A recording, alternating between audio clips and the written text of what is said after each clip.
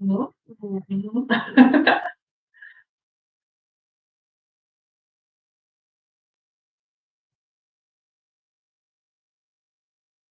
Waiting for Instagram, YouTube. Just wait. Hello. Welcome to the MMOA Live podcast. I am Dr. Samantha Chamberlain, ATA within the Older Adult Division, and I have with me Chrissy Hale. She is currently a PTA and a student of physical therapy. Less than a year and a half to go. I hope you realize that. Like, we're under a year and a half. That's very exciting. I can't wait for her to be full on Dr. Christian Hale, ready for it.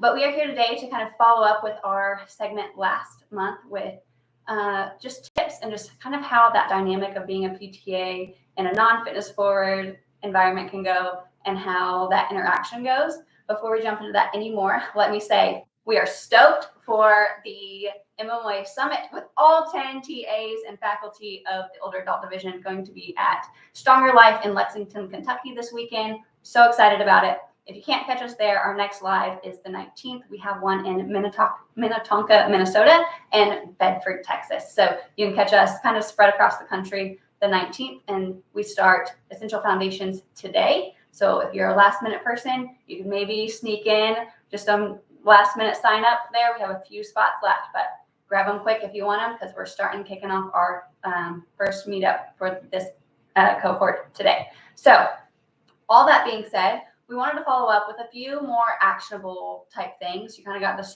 story on it can feel really bad to have the knowledge and awareness that fitness forward is the way we're going to get these people better, but not have kind of the autonomy or the support from a doctorate level or from that PT on staff kind of, guiding the treatment or making that plan of care for you. So we kind of wanted to take a minute to give a few more bits of advice for that from a person that's been in that situation and what she feels like would have helped thrive in that environment, even though, and, she did, like, if you caught last time, it was, that kind of getting reprimanded, and she'll speak to this, allowed her to kind of go back to those imams and really get back to how we were treating people before I went on maternity leave. So with all that and kind of a little bit of backstory, I'm going to hand it over to Chrissy and let her kind of give you a few points that may help you and a couple of clinical pearls or clinical tips to make actionables for your day-to-day practice. So hello, everyone.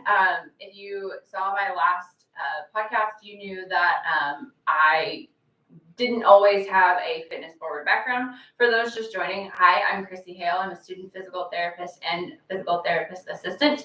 I've been with Sam for 3 years now. Yeah, 3.5. Wow.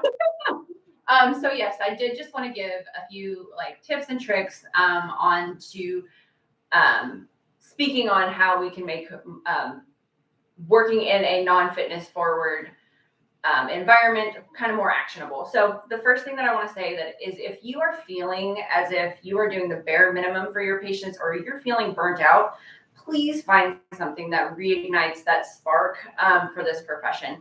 Find something that reminds you of your why. MMOA did exactly that for me. And I told Sam that a bajillion times, is that MMOA gave me just everything that I needed and so much more to be 100% for my patients. And that's what your patients deserve as well. They deserve the best you. So find something that reignites your spark and reminds you of your why.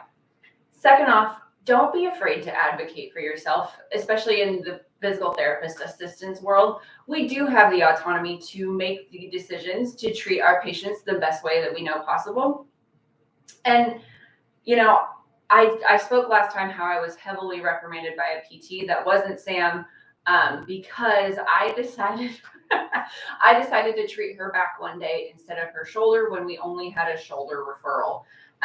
So I advocated for myself by getting a hold of Sam in this situation. I had, per the workplace protocol, I had to go up the chain of command. So I got a hold of Sam first. She got a hold of our senior supervisor, so on and so forth. But I needed to know that I was in the right here, because if you've taken any ICE courses whatsoever, you know that we treat the entire human being. And that's exactly what I was trying to do. And I knew that I couldn't focus on her shoulder that day if I was going to neglect her back. And so I felt the need to do so, I did so. We were able to get her back pain to calm down and focus on her shoulder for the next visit, and all was well again. It was that simple. Lastly, what I wanted to give a tip on is continue to beat to your own drum. Being in that sort of environment where PTs are less than attentive to all of our patients' needs, let that fuel your desire to do better and to be better. Continue to program with intention and purpose, because your actions will at least plant the seeds to show others to how to be better alongside of you. I love it.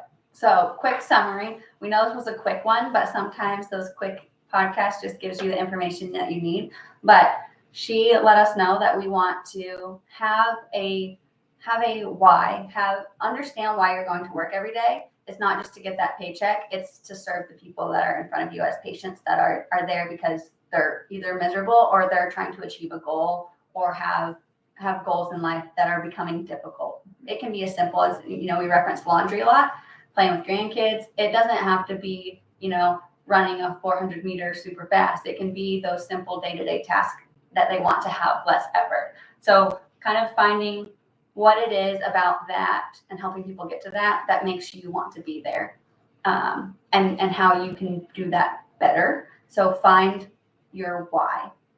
Second, what was second?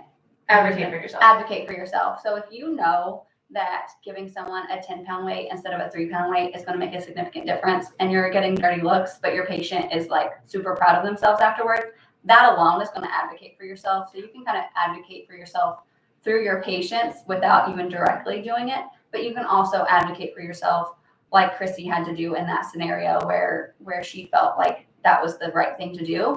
And as did I, and we had to have that conversation as to why she went about treatment that day the way she did. And then, it was kind of smooth sailing from then because she wasn't going to not stand her ground. So sometimes just standing your ground, and especially being able to back it up with a lot of the content that we have through ICE and those research articles and resources that we have available to everybody, can be very powerful. So do it in service to, like, if people aren't listening to you in just a conversational way, then do an in-service, present them with the facts, and it's really hard to ignore that. And that's another way you can advocate for yourself, is just, here's the facts, here's what's working, what that is not. So why are we still doing that?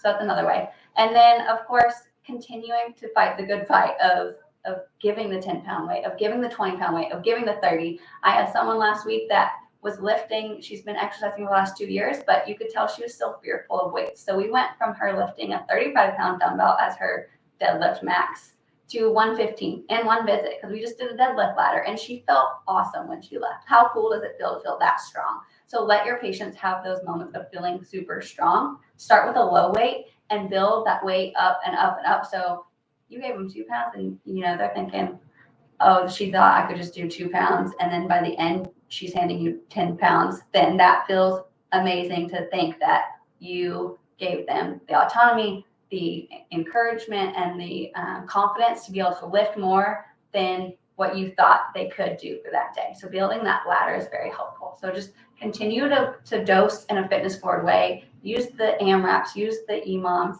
and I think your coworkers and the people around you will start to take notice. It takes time. It does. People don't buy in right off the bat. But when you start getting a lot of patients talking about the way their therapy goes with you, and when you get patients talking about feeling better and you've only seen them 2 or 3 times compared to the person that's been there 6 weeks or whatever that may be, that will speak for itself. So those are all great tips, and I'm so glad that you could join us today. Absolutely. Hit us up with any questions.